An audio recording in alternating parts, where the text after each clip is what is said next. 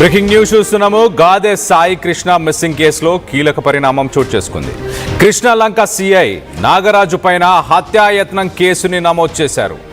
సాయి కృష్ణ తల్లి ఫిర్యాదుతో సిపి రాజశేఖర్ బాబు కేసుని నమోదు చేసినట్టు తెలుస్తుంది. తల్లికి ఫిర్యాదు కాపీ అందజేశారు పోలీసులు.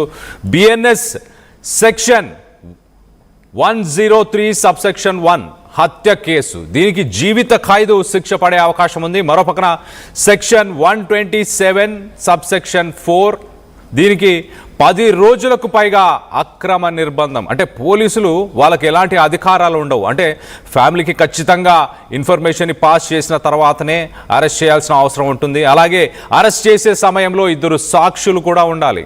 దీనికి 5 ఏళ్ల జైలు శిక్ష పడే అవకాశం. మొత్తం మీద సెక్షన్ 127 సబ్సెక్షన్ 6 కూడా ఈ కుటుంబానికి, అంటే ఆ కుటుంబానికి సాయికృష్ణ తల్లికి కానీ తండ్రికి కానీ వాళ్ళ కుటుంబ సభ్యులకు మరి తెలియకుండా నిర్బంధం చేయడానికి దానికి ఒక 3 ఏళ్ల జైలు శిక్ష పడే అవకాశం ఉంది. మరోపక్కన కేసు విచారణ అధికారిగా మరి దిశ పోలీస్ స్టేషన్ ఏసీపీ దైవ ప్రసాద్ని నియమించారు ప్రస్తుతానికి ఏపీ పోలీసులు, ఏపీ ప్రభుత్వం. సాయి కృష్ణని లాకప్లోనే చంపేశారని ఆరోపిస్తుంది మరి విజయలక్ష్మి, సాయి కృష్ణ తల్లి విజయలక్ష్మి.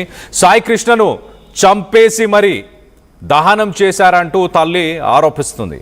మరోవైపు సిఐ నాగరాజుపై తీవ్ర ఆరోపణలు. కృష్ణలంక పోలీస్ స్టేషన్పై గతంలో కూడా ఎన్నో ఆరోపణలు వచ్చాయి. సిఐ నాగరాజు తన ఇష్టానుసారంగా అధికారాన్ని దుర్వినియోగపరిచాడంటూ తీవ్ర ఆరోపణలు కూడా ఉన్నాయి. మరోపక్క ఇప్పటికే సిఐ నాగరాజుని సస్పెండ్ చేసింది ఏపీ ప్రభుత్వం. ఏ క్షణమైనా ఇప్పుడు నాగరాజుని అరెస్ట్ చేసే అవకాశం ఉన్నట్టు తెలుస్తుంది. వీటన్నిటికీ సంబంధించి డీటెయిల్గా అప్డేట్ తీసుకునే ప్రయత్నం చేద్దాం. ఎఫ్ఐఆర్ కాపీలో ఉన్న ఆ సెక్షన్స్ అన్ని కూడా మాట్లాడుకునే ప్రయత్నం చేద్దాం. ఒక్కసారి ఎఫ్ఐఆర్ కాపీ ఒకసారి మనం చూస్తే దాంట్లో చాలా క్లియర్గా మెన్షన్ చేస్తుంది. ఆ డీటెయిల్స్ కూడా ఒకసారి చెప్పే ప్రయత్నం చేస్తా. మొదటగా మనం చూస్తే district NTR police station Krishnalanka PS 2026 FIR number 107 and date ఒకసారి మనం చూస్తే 19/6/2026 అండ్ దీంట్లో జతపరిచిన సెక్షన్స్ ఒకసారి చూస్తే బిఎన్ఎస్ 127 సబ్సెక్షన్ 4, 127 సబ్సెక్షన్ 6, అలాగే 103 సబ్సెక్షన్ 1, అలాగే బిఎన్ఎస్ఎస్ సెక్షన్స్ 238. ఈ సెక్షన్స్ అన్ని కూడా నమోదు చేసినట్టు తెలుస్తుంది. దాంట్లో అడ్రస్ ఒకసారి మనం చూస్తే address Krishnalanka police station, Vijayawada city, NTR district. అలాగే కంప్లైంట్ నేమ్లో మనం చూడొచ్చు గాదె సాయి కృష్ణ తల్లి పేరు ఉంది, గాదె విజయలక్ష్మి, అలాగే తండ్రి పేరు నాగేశ్వరరావు. డేట్ ఆఫ్ బర్త్ మొత్తానికైతే 53 సంవత్సరాల వయసు, ఇండియన్, అలాగే కాపు. మరోపక్కన కులం గురించి కొంత రాజకీయం నడుస్తుంది.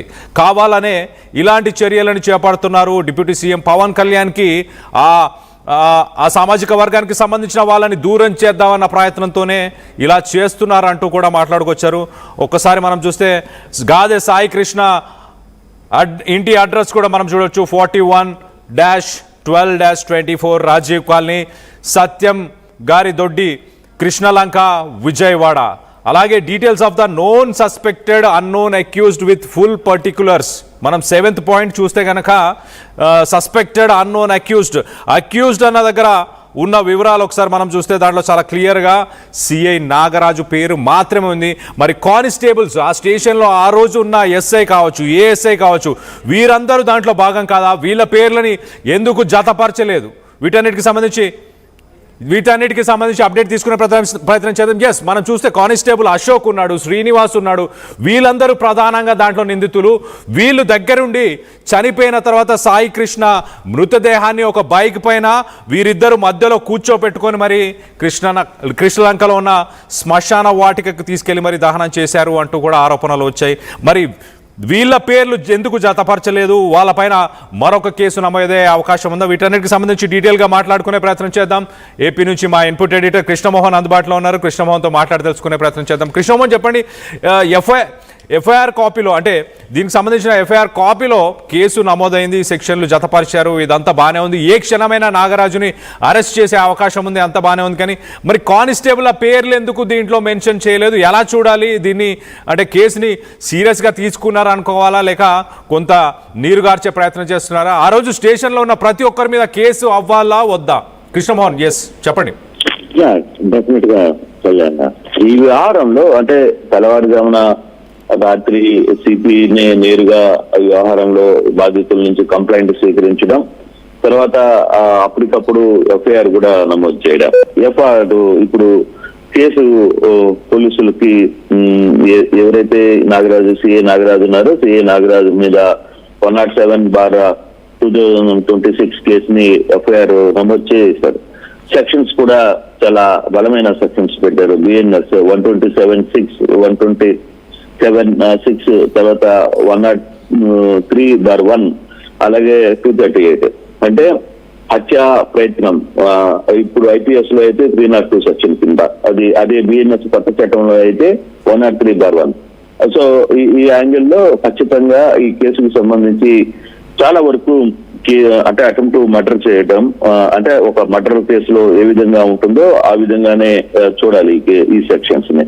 రెండవది 10 రోజుల పాటు కిడ్నాప్ చేయడం. ఇప్పుడు బిఎన్ఎస్ సెక్షన్ 103/1 ఉందంటే మర్డర్, దీంట్లో ఈ మర్డర్ కేసు. ఇది బిఎన్ఎస్ కొత్త ఐపీసీలో 302కి సమానమైన సెక్షన్.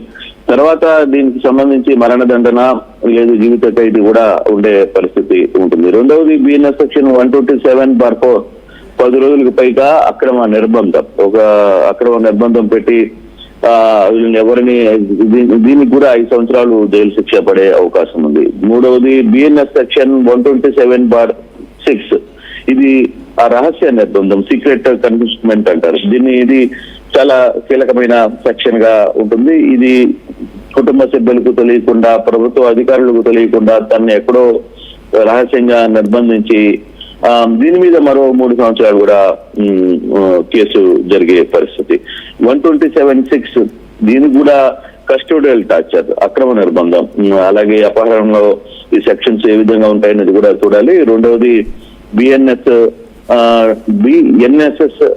238, ఇది హత్య లేదా నిర్బంధానికి సంబంధించిన వ్యవహారం అయితే కాదు, కానీ ఇది అభియోగంలో అంటే ఛార్జ్ షీట్ లో ఏదైనా పొరపాటు జరిగితే, కంప్లైంట్ లో ఏదైనా ఉంటే యాక్షనల్ గా యాడ్ చేసుకునే దానికి నిర్బంధించే సెక్షన్.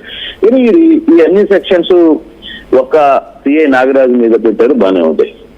అయితే తల్లిదండ్రులు ఒకటే చెప్తున్నారు, ఈ కేసుకు సంబంధించిన వ్యవహారంలో అసలుకి ఒకవేళ ఈ కేసు మర్డర్ జరిగితే, అంటే ఒక్క సిఐ ఈ కేసులో తానే చంపి, తానే టార్చర్ చేసి, తానే నిర్బంధించి, తానే ఆ మృతదేహాన్ని తగలబెట్టి పాసిబుల్ అవుద్దా? మరి పోలీసు అధికారులు ఎందుకు తప్పు మీద తప్పు చేస్తున్నారు అనేది అర్థం కావట్లేదు.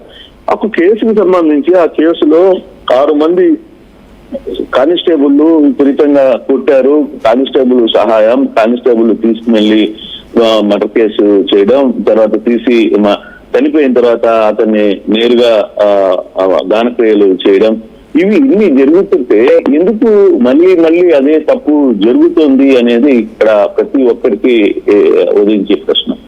ఓకే, సిఐ నాగరాజ్ మీద కేసు పెట్టారు, బానే ఉంది.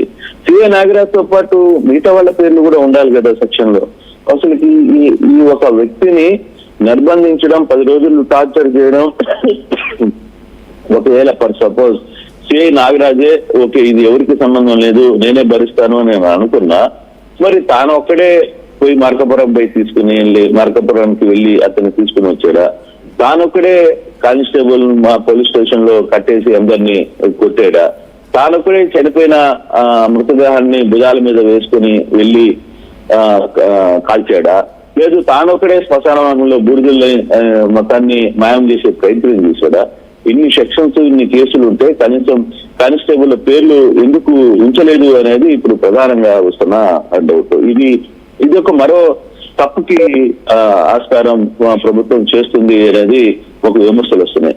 చేయగలిగినప్పుడు పూర్తిగా అక్కడ ఈ కేసుకు సంబంధించి ఎవరైతే నిందితులుగా ఉన్నారో, ఎవరైతే తల్లి ఆరోపిస్తుందో, ఎవరైతే ఈ వ్యవహారాన్ని నడుపుతున్నారో వాళ్ళ మీద పూర్తి స్థాయిలో వివరణ తీసుకోవాలి. నిన్న దాదాపుగా అర్ధరాత్రి 11 గంటల నుంచి తెల్లవారుజామున 4 గంటల వరకు కమిషనరేట్ కార్యాలయంలో వీళ్ళని ఉంచి వాళ్ళ దగ్గర నుంచి కంప్లైంట్ తీసుకుని కేసు నమోదు చేయడం. Okay, good.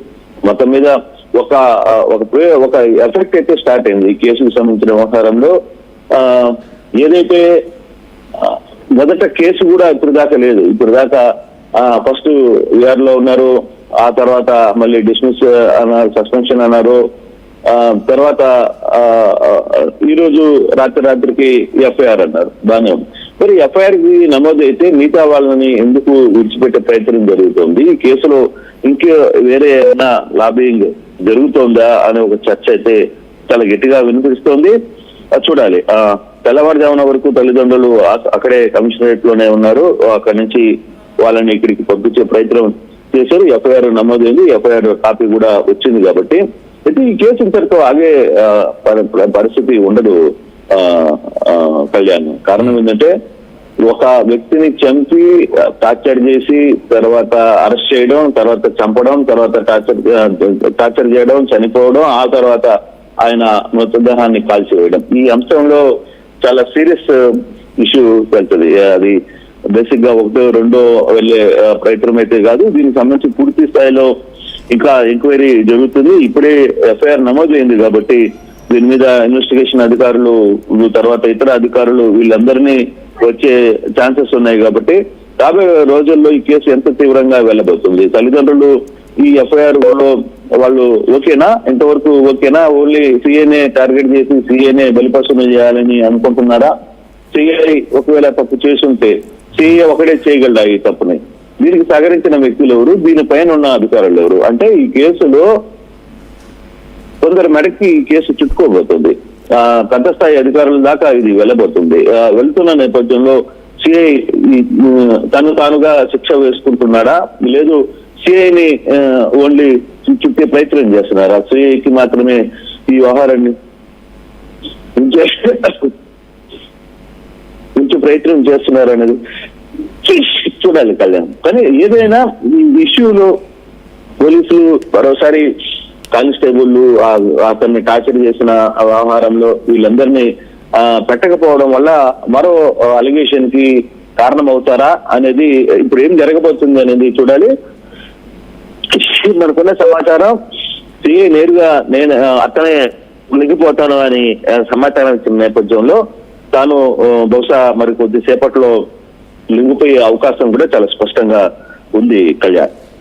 రైట్ కృష్ణమోహన్, ఈ కేసుని మరి నీరు గార్చే ప్రయత్నం చేస్తున్నారు.